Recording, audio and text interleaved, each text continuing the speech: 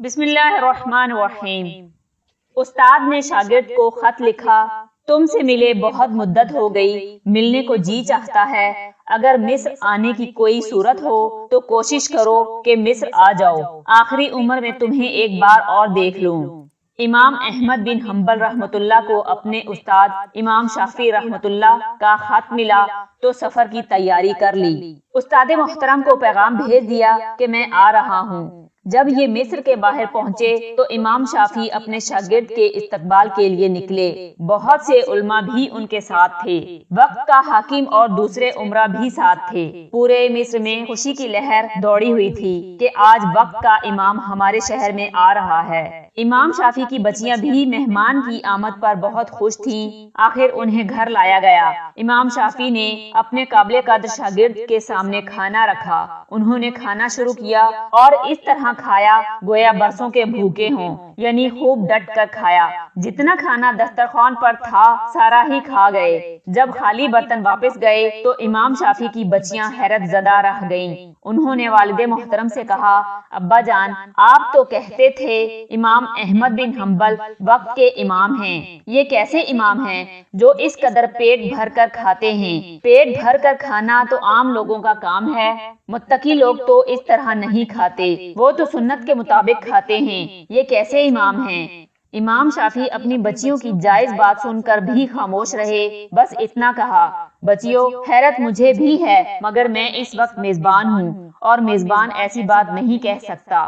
ویسے میں خود حیران ہوں، احمد میں یہ تبدیلی کیسے آ گئی کہ اتنا کھانے کی طرف متوجہ ہو گئے۔ اس کے بعد شام کا وقت ہوا۔ امام احمد بن حنبل عشاء کی نماز کے لیے مسجد میں تشریف لے گئے۔ ادھر امام شافعی کی بچیوں نے ان کا بستر لگا دیا، ایک لوٹا پانی کا بھر کر رکھ دیا تاکہ تہجد کے لیے دقت نہ ہو۔ امام احمد بن حنبل عشاء پڑھ کر آئے اور چارپائی پر لیٹ گئے۔ صبح ہوئی تو نماز فجر کے لیے چلے گئے۔ بچیاں بستر وغیرہ درست کرنے کے لیے آئیں تو دیکھا پانی کا لوٹا جوں کا توں رکھا ہے۔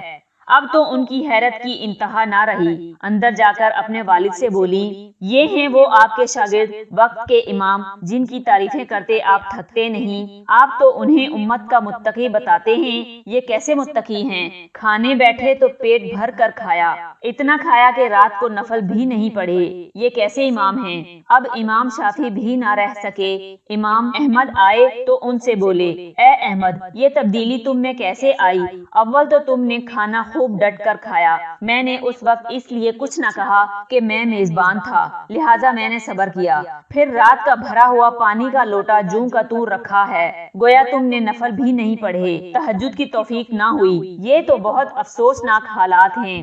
امام احمد بن حنبل رحمۃ اللہ یہ سن کر مسکرائے اور نہایت ادب سے بولے، حضرت واقعہ وہ نہیں جو آپ سمجھے ہیں۔ امام شافعی یہ سن کر حیران ہوئے اور پوچھا، تب پھر واقعہ کیا ہے؟